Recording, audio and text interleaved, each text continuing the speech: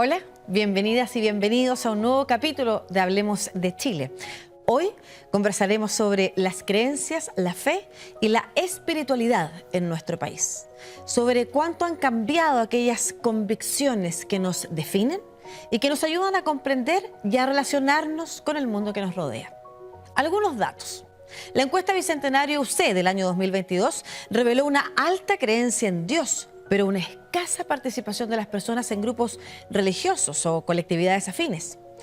Asimismo, por primera vez en los 17 años de este estudio, las y los jóvenes entre 18 y 34 años que dicen no profesar ninguna religión superan a los católicos. Respecto a las creencias no religiosas, por ejemplo, la encuesta indica que un 59% de las personas consultadas asegura creer en el karma. ¿Qué ha influido para que se produzca ese cambio en la forma de vivir y compartir nuestras creencias? ¿Y dónde estamos buscando respuesta a nuestras inquietudes espirituales? Lo conversamos hoy en Hablemos de Chile.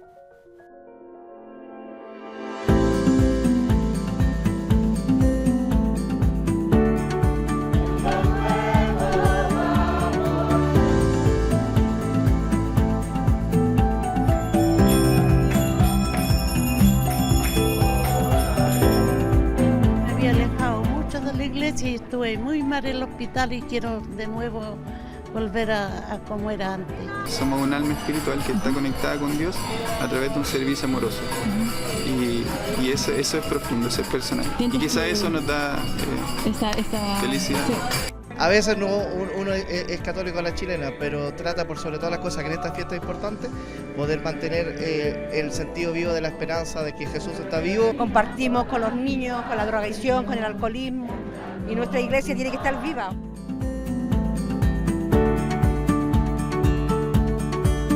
Bueno, súper interesante capítulo en que creemos los chilenos cómo estamos viviendo la espiritualidad, cuál es la relación entre religión y espiritualidad, qué rol cumplen las creencias populares. De todo eso conversaremos en este capítulo de hoy de Hablemos de Chile, programa que hacemos de la mano de la Pontificia Universidad Católica de Chile y de 13C, y que hoy tiene como invitados a Manfred Svensson, que es doctor en filosofía y director del Instituto de Filosofía de la Universidad de los Andes. Hola, Manfred. Lucía. Muchas gracias por estar acá. Y también a Federico Aguirre, doctor en Culturas y Lenguas del Mundo Antiguo y académico de Teología UC. ¿Cómo estás? Muy bien, Lucía. Muchas gracias por la invitación. Muchas gracias a ustedes por conversar, para venir a conversar de estos temas que a veces nos remiten como a tradiciones tan antiguas, pero que están tan presentes y que están presentes también en la búsqueda interior, ¿no es cierto?, actual. Sobre todo cuando nos desorientamos, cuando algunas instituciones han perdido efectivamente como el poder de aglutinar o de convencer o de ser confiables. Y de eso es lo que vamos a conversar. Y a propósito de eso, Manfred, te quiero preguntar sobre la encuesta que yo citaba en la introducción, la encuesta Bicentenario UC, que habla también de transformaciones en esta área. ¿Cuáles son los datos que más te llamaron a ti la atención? Ok, sí, esto es muy interesante porque no tenemos muchos mapas, ¿no? Hay países donde estas cosas se estudian muy minuciosamente. Nosotros no lo hacemos, entonces cuando tenemos este tipo de fotografías o películas de lo que está pasando, es bueno prestarle atención. Y yo miraría no solo esta fotografía, sino la película, ¿no? Hay una serie de cambios que han tenido lugar por décadas y aquí tenemos la foto del momento, pero ¿qué es lo que viene antes, ¿no? Nosotros somos una sociedad que, si uno se remonta un par de décadas atrás, tenía una clara religión mayoritaria, podía describirse con razón como un país católico, y en fin, esto comienza a cambiar. Pero el primer cambio significativo no es su secularización, sino que es su pluralización, ¿no? ¿Qué es secularización y pluralización? Claro, secularización, digámoslo así, ¿no? La gran expectativa de los estudiosos de estos temas 100 años atrás era que en la medida en que una sociedad se modernizaba, se secularizaba, ¿no? Decrecía la fe, decrecía la participación religiosa formal, la influencia de la religión sobre la cultura, todos estos fenómenos, ¿no? Puede haber secularización en distintos ámbitos, pero la expectativa era que todo esto ocurriría de un modo avasallador. Hoy día, claro, somos mucho más cautelosos con ese tipo de afirmaciones porque, claro, un siglo más tarde, mira, 100 años atrás, el cristianismo representaba el 34% de la población mundial. Hoy día representa el 32%. Bueno, eso es un cambio, pero claro, no es un cambio drástico. Claro. Hay cambios gigantes entre medio, ¿no? Y no quiero esconder esos cambios tras esta cifra grande, pero no es como que la modernización lleve de modo necesario a barrer con la fe religiosa en general o el cristianismo en particular. Lo que sí pasó, ¿no?, es que en el caso chileno comenzaron a crecer las iglesias evangélicas. Esto a lo largo de los años 70, 80, de un modo muy significativo. Y uno podría decir que hasta los años 90 y hasta el 2000, las pérdidas de la Iglesia Católica eran ganancia para las iglesias evangélicas, en términos casi inequívocos, ¿no? Es decir, con un crecimiento muy escaso de la población no creyente. Lo más asombroso, si uno mira las 2 décadas que nos anteceden, ¿no?, y es lo que muestra luego esta encuesta, es cómo ese proceso se detuvo, ¿no?, y se echó a andar este otro, ¿no? De modo que continuaron las pérdidas de la Iglesia Católica. Las iglesias evangélicas se mantuvieron más o menos ahí donde llegaron en términos de porcentaje con el cambio de siglo.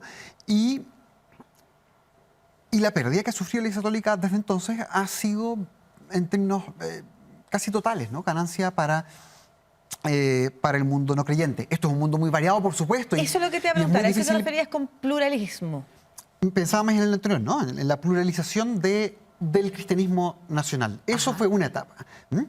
Pero claro, ahí uno podía decir a dónde se fue la gente. Uno podía decir, bueno, decreció el catolicismo y aumentaron las iglesias evangélicas y sabemos cuáles son, sabemos qué porcentaje de miembros tiene cada una, más o menos, etc.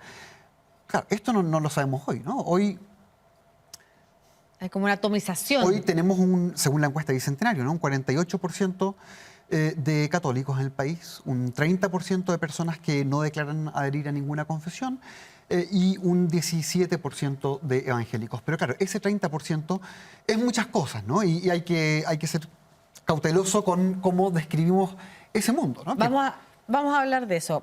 Por mientras, tú también revisaste, Federico, la encuesta Bicentenario, y desde el ámbito de la religiosidad o espiritualidad, que a todo esto les voy a preguntar si es lo mismo o no después, ¿qué cosas te llamaron la atención? Me parece muy bueno el análisis que hace Manfred en el sentido de que hay varias etapas, ¿no? Hoy día aparece como el gran titular, hay más jóvenes que se declaran no católicos que los que se declaran católicos. Pero si uno mira las encuestas como en perspectiva, esta es una cuestión que viene pasando desde los años 70, como decía Manfred, primero una pluralización del cristianismo. Es decir, la gente no deja de ser cristiana, sencillamente deja de adherir a la Iglesia Católica y pasa a las iglesias evangélicas, que dentro del mundo evangélico también hay una diversidad tremenda, ¿no? Y luego, posteriormente, empieza a aparecer esta figura de no religión, ¿no? O no adhesión institucional, porque eso tampoco significa que no haya creencia, ¿no? Claro. Ahora, una cuestión interesante que yo creo que va más allá de la confesionalidad religiosa, es decir, encontrar, por ejemplo, que la oferta evangélica es más atractiva que la católica, o la, qué sé yo, la anglicana, incluso hoy día, como también ha habido un crecimiento desde los años 80 de las comunidades musulmanas en Chile, ha habido como una reorganización de la diáspora musulmana que es chilena, que se forma en Argentina, y hoy día hay comunidades bien activas. Pero eso no es una transformación de una búsqueda a otra, sino que es una reorganización, se distingue ahí. Lo que pasa es que esas personas eran cristianas, católicas, que descubren, en los años 80, 90, descubren sus raíces, digamos, son de la migración, de una migración de países árabes, musulmanes, que no son todos musulmanes, hay ortodoxos también, y redescubren sus raíces y vuelven a hacerse musulmanes, digamos, siendo cristianos. Entonces, lo que quiero decir en el fondo, reforzando la idea de Manfred, es que es un proceso lleno de peculiaridades que demuestra de partida que esta gran tesis de la secularización, a mayor modernización, mayor secularización, es decir, menos presencia de la fe o de la creencia en el espacio público, no es tan simple. Uno podría decir hoy día, casi decir, mira, esto quiere decir que somos más desarrollados. No creo que sea un índice de desarrollo necesariamente. Uruguay hace muchas décadas que es un país súper secularizado y eso no ha significado que se haya convertido en un país más desarrollado. Entonces, creo que tiene factores súper complejos y para mí uno que es determinante, que es un fenómeno mundial, pero que en Chile adopta particularidades, que es la crisis institucional. Perfecto. Lo dejo ahí. Entonces, sí, porque vamos a abordar ese tema. Pero aquí hay algo que ha estado dando vuelta y que precisamente nos encamina también a la crisis institucional, pero que la vamos a dejar de lado mientras tanto. Y que tiene que ver con, primero la pregunta que yo les dije que les iba a hacer, que es si religión es lo mismo que espiritualidad. ¿Y por qué se los pregunto? Porque lo que yo interpreto de lo que me están contando es que hay una búsqueda espiritual que se sostiene independiente de si hay adhesión o no a una religión. Esta encuesta es muy inequívoca en esto, ¿no? Cuando le preguntan a las personas sobre la creencia en Dios, arroja cifras muy elevadas, ¿no? No recuerdo ahora el número exacto, pero del orden del 70-80%, ¿no? Y es cuando uno pregunta por compromiso, por adhesión, por participación efectiva, donde las cosas cambian. Entonces uno puede decir esto es un contexto de querer sin participar en buena medida, que en todo caso no se limita a lo que ocurre con la religión, ¿no? Sino que esa encuesta muestra un país, una ciudadanía muy concentrada en actividades con una dimensión social más bien escasa, ¿no? Y claro, uno de los lugares donde eso se manifiesta de modo muy claro es en la religión, pero se manifiesta en otros campos también. Perfecto. Federico, entonces, ¿es espiritualidad lo mismo que creencia y a su vez, cuál es el vínculo con religión? A ver, hay varias definiciones, ¿no? De partida hay que tener súper claro que el concepto de religión es un concepto occidental, entendido como una esfera reconocible y bastante separable de otras esferas de la cultura, cosa que no pasa en otras culturas, digamos, que no sea la occidental. Lo tenemos muy a la mano acá, los pueblos originarios no tienen esa distinción. Ajá. Nosotros nos referimos a sus ritos, digamos, a sus prácticas rituales, como si fueran religiones o espiritualidades, pero eso tiene una gran cantidad de presupuestos que no están presentes en esas culturas. Entonces, lo que quiero decir de entrada es que el concepto de religión es un concepto occidental y que tiene que ver con reconocer una esfera de la cultura que tiene una expresión institucional, no me voy a meter ahí todavía, pero que tiene una expresión institucional reconocible, identificable en cierta medida. El término espiritualidad, así como se emplea, creo yo, comúnmente, es un término moderno que tiene que ver como con la dimensión subjetiva. Y en ese sentido yo creo que sí se podría distinguir de la religión, que tiene una expresión institucional y social más compleja que la espiritualidad. Creo que también concita reunión de personas, pero tiene un acento, un peso mucho más fuerte en la experiencia subjetiva, individual. Y en ese sentido también podría ser aparentemente más simple, porque yo la puedo ejercer a mi modo, en mi casa, sin perturbar la paz ciudadana, ¿no? Perfecto. Vamos a hablar de las instituciones, pero lo vamos a hacer en el próximo bloque.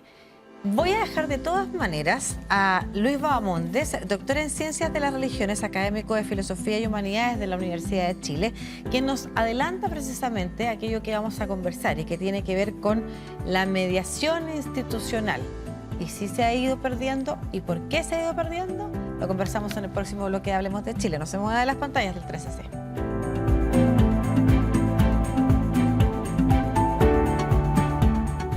Hay un grupo importante de personas en la sociedad chilena que en definitiva muestra suerte de desencanto con instituciones formales, muchas veces rígidas, ortodoxas desde otro punto de vista, y que buscan dotar de sentido su vida cotidiana a través de mecanismos muchas veces no tradicionales. Y en este sentido se plasma de manera quizás bastante clara la búsqueda por mayor autonomía, mayor libertad, mayor capacidad de decisión, y desde ese punto de vista nos vamos a encontrar muchas veces con la pérdida de la mediación institucional. sujetos que consideran que ellos pueden llevar a cabo su creencia o construir su propio sistema de creencia con prescindencia de la mediación, de los liderazgos. Y por tanto se gana en autonomía, se gana en libertad, pero muchas veces se pierde en sentido de comunidad.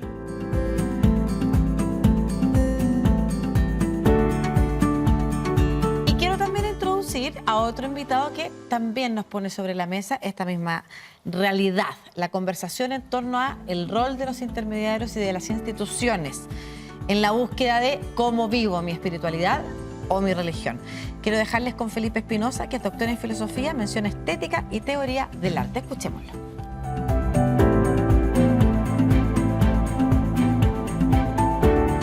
Es lo que habitualmente se ha podido denominar como religiosidad popular, piedad popular también, o religión popular de frente. Y fundamentalmente tiene que ver con las creencias, las devociones, la fe fundamentalmente de aquellos grupos que uno podría decir no están en el poder o no se relacionan con las esferas de poder. Entonces pasa algo muy curioso igual, que siempre ha habido una tensión, que uno podría decir hay una religión oficial y también hay una religión que podríamos decir no oficial o una religión alternativa a esa religión y que muchas veces es una respuesta. Bueno, los autores que han estudiado este tema lo dicen, ¿no? Son necesidades no solamente espirituales, sino que también incluso de física, digamos, de cotidianidad, de vida, de darle sentido a la vida. Y que claro, muchas veces esta religión oficial no te otorga el sentido que tú necesitas.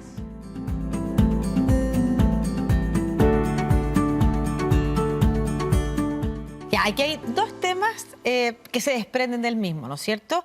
De este rol intermediario que son las religiones y qué cambio han tenido y a su vez, ¿por qué? Y ahí nos explicaba, o para Felipe, hay algo que tiene que ver con la distancia entre esta institución o esta religión oficial respecto de las necesidades de lo cotidiano. ¿Compartes, Manfred, de alguna manera algo de ese diagnóstico? Yo creo que en esto hay un diagnóstico general que en principio todos compartimos y luego detalles en que podemos tener algo de divergencia. ¿No? El diagnóstico general es que efectivamente hay una huida de ciertas mediaciones, no solo en la religión, ¿no? Nuestra crisis política en parte pasa porque los órganos mediadores de la vida política, los partidos están en crisis y claro, uno puede intentar canalizar las cosas haciéndose el leso respecto a eso, hasta que, bueno, se da cuenta de que cualquier salida pasa por rehabilitarlos en algún sentido. Yo creo que es una pregunta relevante a plantearse también en la esfera de las creencias religiosas. Hay un sentido de inmediatez por el que uno puede plantearse estas preguntas de modo directo al margen de cauces institucionales, al margen de iglesias, etcétera, por supuesto, ¿no? Pero la mediación no es simplemente una instancia de poder, ¿no? Y aquí es donde creo que podríamos entrar a algo de divergencia respecto a lo que decía Felipe, ¿no? O a veces lo es, por supuesto, ¿no? Pero si uno piensa en el lugar de las iglesias en todo nuestro entramado social, claro, hay lugares donde esto es una instancia de poder cuestionable, pero hay una enorme cantidad de lugares donde más bien uno podría decir, oye, las iglesias ahí son la estructura social que hay, ¿no? Y no se ha venido abajo toda mediación ahí, y si se viniera abajo estaríamos en una crisis mucho mayor de la que tenemos. Ya, pero si hay una crisis de las instituciones religiosas. Eso sí. Y esto, a ver, hay causas que todos conocemos, ¿no? ¿Cuáles? Las causas, pienso ahora en la crisis de los abusos, ¿no? Eso obviamente ha sido un elemento central, no el único, ¿no? Todos estos son fenómenos multicausales, muy complejos, pero claro, con la confianza pasa que se construye muy lento y cae muy rápido, ¿no? Claro. Eso ha ocurrido, ¿no? Y la pregunta respecto de cómo se reconstruye eso es una pregunta crucial hoy día, ¿no? Y no solamente de cómo se reconstruye, sino que si es necesario esa reconstrucción o avanzamos hacia otro estadio o estado de las relaciones, a propósito de lo que mencionaban, y ha estado presente en esta conversación, que es esto no solamente son cambios dentro de lo que conocemos como religiones, sino que también son cambios sociales, culturales.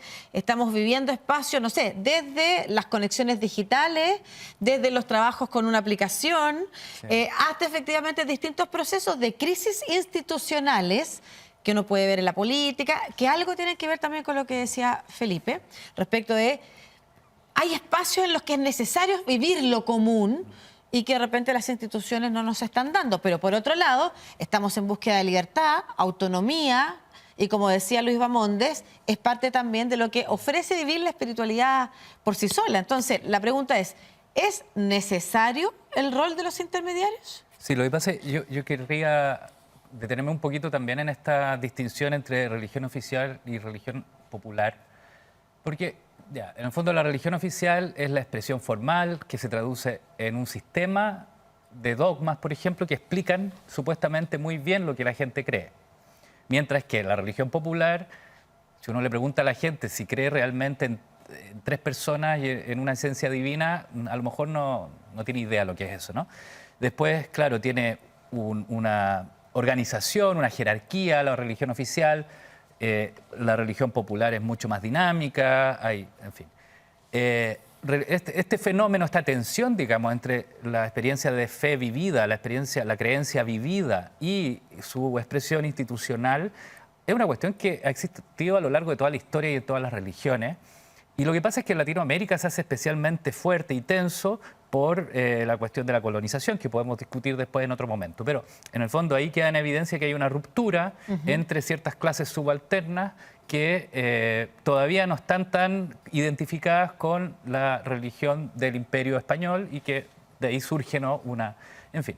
Pero el punto que a mí me gustaría destacar es que si bien se reconoce esta tensión y esta diferencia más fuerte en Latinoamérica que en otros lugares, también es cierto que lo popular, la creencia, la religión popular, también aspira a una expresión institucional. ¿Qué quiero decir con eso? Por ejemplo, todos conocen las animitas, que son expresiones absolutamente marginales, que están fuera de cualquier sistema de control, donde las personas expresan de manera libre y de hecho llevan a los altares a personas moralmente incapacitadas para el sistema o no reconocidas por el sistema oficial en ningún caso, prostitutas, travestis, asesinos, ¿no? Pues bien, han salido mutuales de seguridad a raíz de animitas, porque la gente se organiza, la gente se conoce, porque para que funcione, cuando se van complejizando estas prácticas, tienen que haber roles y liderazgo. Pensemos en los bailes religiosos del norte de Chile, por ejemplo. Tienen una estructura tremendamente estricta. Entonces, perdona, para cerrar nomás, quiero decir que en el fondo, si bien se reconoce que hay una flexibilidad y una porosidad mucho mayor que en las expresiones institucionales, también hay en ese espacio una búsqueda de, podríamos decir, de liderazgos y de organización. Exacto. De comunidad. Y al mismo tiempo, en la religión oficial también hay instancias subversivas, por decir la tradición cristiana, el misticismo es una ruptura en alguna manera. ¿Y ustedes le otorgan el mismo valor, por ejemplo, a las creencias populares que a la religión oficial? A propósito que nombraste las animitas, ¿cumplen el mismo rol? ¿Podríamos entonces hablar de solo devoción y que da lo mismo donde se canalice? O sea, perdona, un dato importante de la encuesta, lo que se ha mantenido más o menos estable es justamente las expresiones de piedad popular, ¿ya? Lo digo porque aparecía en la encuesta frente a todos estos cambios y estas fluctuaciones. A ver, yo creo que el valor tiene que ver con la fe que el pueblo está viviendo. Ese es el valor, es un valor fundamental ante el cual sea la institución, sea la sociedad civil, tiene que relacionarse y vincularse. Ahora, si tú me preguntas por una narcoanimita, a mí me parece súper malo, ¿te fijáis? Porque en el fondo se está instalando un imaginario para los jóvenes de santificar literalmente a personas que son delincuentes, ¿te fijáis? Igual... Ahora, es complejo. Claro, Tampoco porque trata alguien de podría impugnar a cómo se ha vivido el poder desde el Vaticano, por ejemplo, cierto, hablando de religión oficial. Totalmente, pero no, una cosa no quita la otra, o sea, Ya. es como... ¿te Vamos fijas ahí? Otro elemento ahí es que hay algunas diferencias seguramente aquí entre la religiosidad popular católica y la evangélica. Los ejemplos que estás dando muestran una religiosidad popular con un ingrediente doctrinal más bien bajo. Y yo tendería a apostar que en el caso evangélico la expresión popular no tiene por qué estar marcada, ¿no?, por esto, como si la religiosidad popular fuese por definición menos doctrinal que la oficial, digamos, ¿no? Eso no tiene por qué ser así. Entonces, muchas de las contraposiciones que son lugares comunes en la discusión, uno mira un poco más atentamente y hay que empezar a hacer precisiones. Ya, vamos a buscar esas precisiones. Vamos a buscar precisiones además de, por ejemplo, cómo ha ido cambiando los datos también, pero por segmento, porque los jóvenes esto es más fuerte que, por ejemplo, las generaciones mayores. ¿Y por qué? ¿Qué representa eso? A propósito de lo que mencionábamos, de si son cambios sociales y culturales que de repente llegaron para quedarse y no necesariamente nos van a en algún momento hacer retornar al camino de las instituciones o grandes instituciones. A propósito de las búsquedas y de las creencias populares, también han aparecido otros grupos que se organizan y hemos conocido casos virtuosos y no virtuosos de sectas, por ejemplo. Vamos a escuchar a Omar Cortés Gaibur, director de la Oficina Nacional de Asuntos Religiosos, que nos introduce sobre este tema que vamos a abordar en el próximo bloque.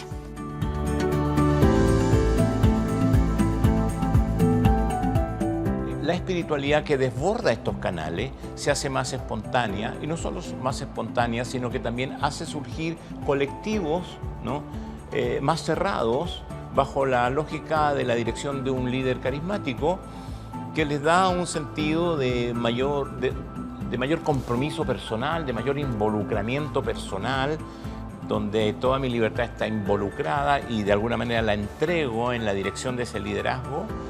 Y participo de esa comunidad como mi nueva familia, ¿no?, y mi nuevo norte y sentido de la vida.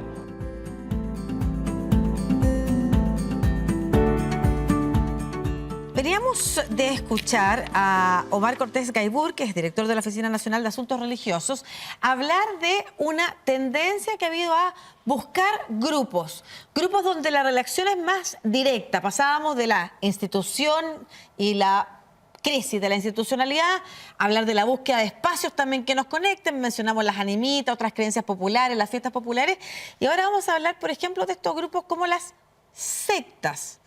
¿Qué riesgos tienen? Yo diría que es más o menos obvio el tipo de absorción y de autoritarismo que uno conoce en algunos fenómenos de este tipo.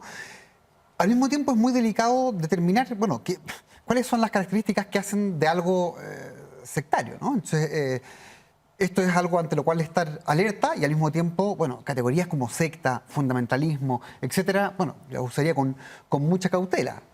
Al mismo tiempo... O quizás la pregunta tiene que ver con esta atomización de personas que siguen creyendo y que están buscando dónde...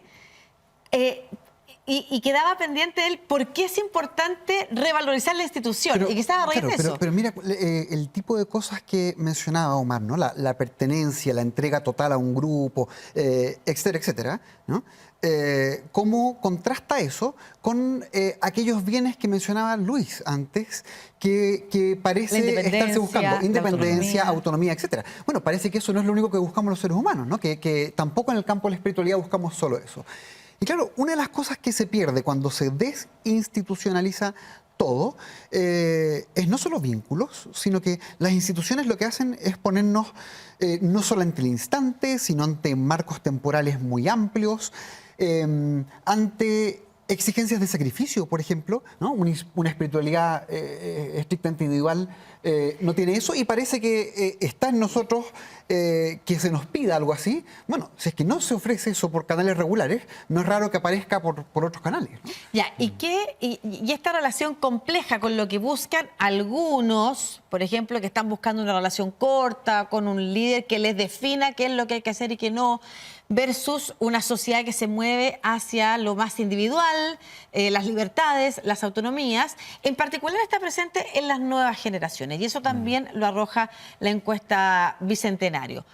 ¿Por qué? ¿Cómo nos explicamos ese fenómeno? ¿Es transitorio o es, como yo decía, algo que llegó para quedarse? O sea, yo creo que va a ser transitorio en la medida en que las instituciones se transformen. Lo que está claro es que ya no hay un match entre las formas institucionales, en el caso de las iglesias, y la experiencia que están viviendo sobre todo las nuevas generaciones. Eso no quiere decir que haya que deshacer las instituciones. La institución de la iglesia tiene 2000 años y se ha organizado de infinidad de formas. O sea, ustedes no se pueden imaginar la cantidad.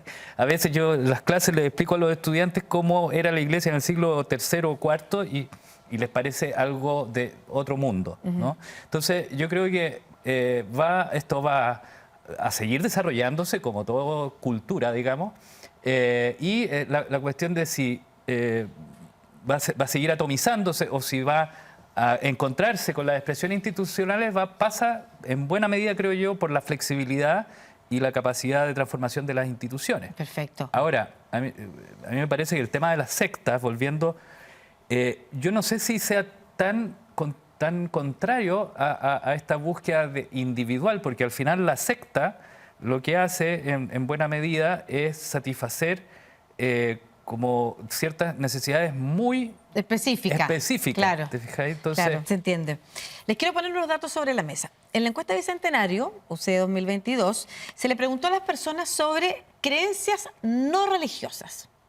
Y las tres principales fueron el karma, entendido como lo que las personas pagan en una vida, lo que hicieron en otra, así venía expresado en la encuesta, la meditación como práctica espiritual y la creencia en la naturaleza como una fuerza sagrada que requiere veneración.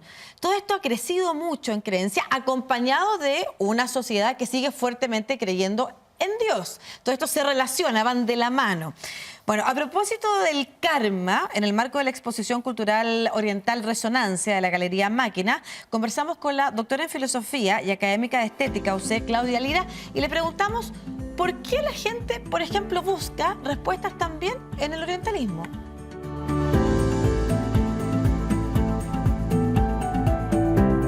Esta idea de que la gente va buscando hacia el orientalismo y dejando el cristianismo, yo creo que se debe a cosas históricas, que ya sabemos cuáles son, para qué me voy a referir a ellas, y las personas andan buscando la espiritualidad. Y la espiritualidad es mucho más grande que las religiones específicas. Es una transformación de la conciencia. La transformación de la conciencia tiene que ver con la experiencia y con la guía.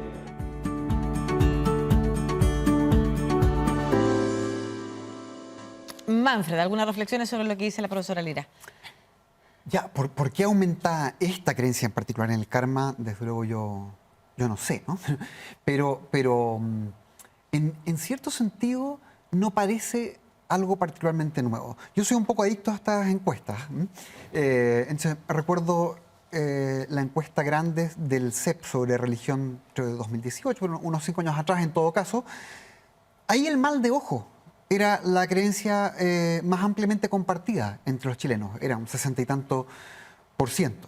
Y después uno mira la encuesta Bicentenario, otros años hacia atrás, la energía de las montañas, ¿no?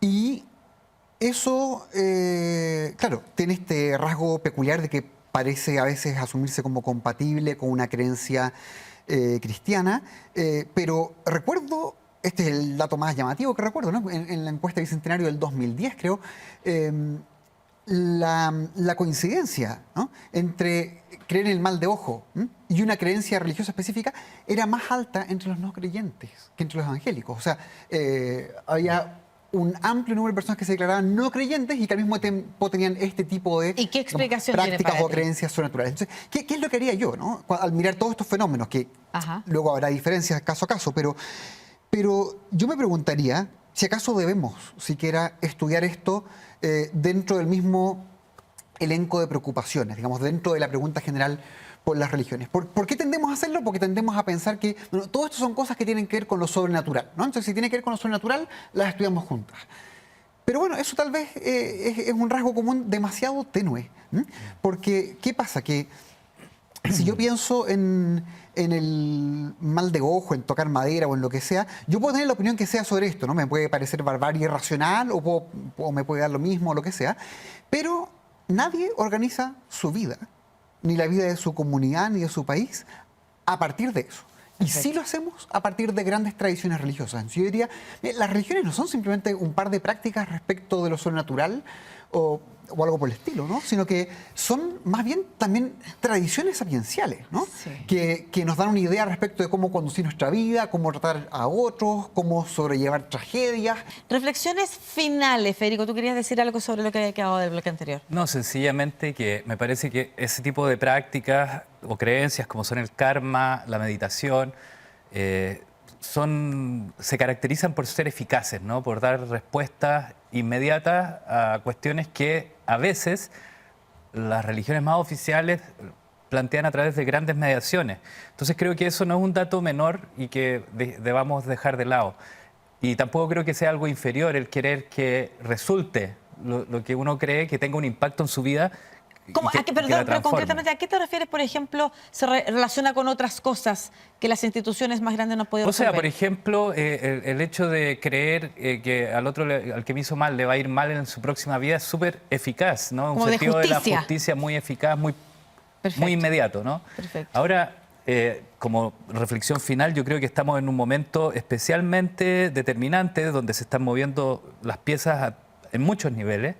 Y creo que hay un gran desafío, y lo digo desde mi pertenencia a la Iglesia Católica en particular, para ubicarnos y situarnos en una actitud de escucha. O sea, creo que en este momento se están apareciendo en el espacio público expresiones, yo te diría, espirituales que nunca habían tenido lugar, como son, por ejemplo, la de los pueblos originarios.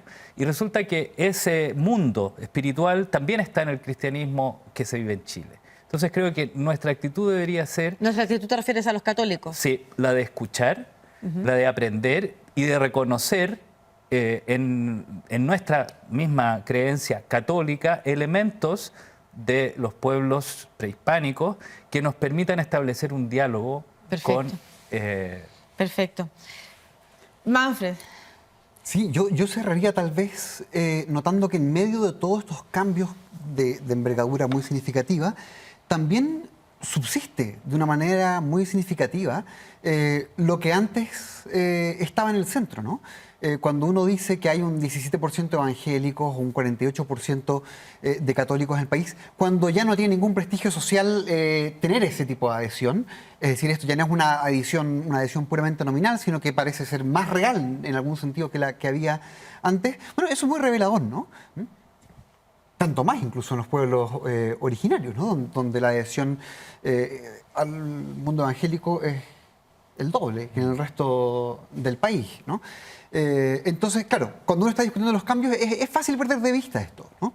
Y creo que un modo de pensar adecuadamente sobre el mapa que tenemos por delante entonces es notar que, claro, ya no hay una confesión religiosa abrumadoramente mayoritaria en el país, pero tampoco tenemos una infinidad de minorías difíciles de categorizar, sino que hay grandes tradiciones presentes en el país y personas identificadas con eso. Uno puede decir, bueno, bajo cada uno de estos números, ¿no? Bajo cada uno de estos porcentajes, hay millones de chilenos, ¿no? ¿Y cómo convivimos? Y eso, claro, en algún sentido, cómo convivimos, y al mismo tiempo uno podría decir, bueno, qué feliz el hecho de que, de hecho, convivimos bastante bien, ¿no? Nuestro continente no es un continente atravesado por guerras de religión como en su momento lo fue Europa. No tenemos por qué tener un trauma respecto a eso, podemos tener trauma por otras cosas, ¿no? Pero no por esto. Y eso se debe en parte a que dentro de esas mismas creencias religiosas hay recursos para saber cómo vivir juntos. Perfecto, muchas gracias a los dos por esta conversación que hemos tenido hoy día en torno a las creencias, a aquellas transformaciones que no son tan dramáticas como parecían en los números, pero que sí manifiestan en la realidad, y me parece súper interesante el vínculo que han hecho también con la conexión que tiene esto con los cambios sociales y los desafíos que tenemos como comunidad para seguir viviendo juntos armónicamente. siendo plurales. Muchas gracias a los dos por esta conversación. Muchas gracias. A ustedes, como siempre, por su adhesión a este programa Hablemos de Chile, que recuerden también, aparte de las pantallas de 360, lo pueden encontrar en Spotify. Hablemos de Chile en Spotify, estamos y nos pueden ir escuchando ahí cuando se trasladan a distintos lados. Un abrazo, que estén bien y seguimos aquí en las pantallas del 13C también, con otro capítulo de Hablemos de Chile. Chao.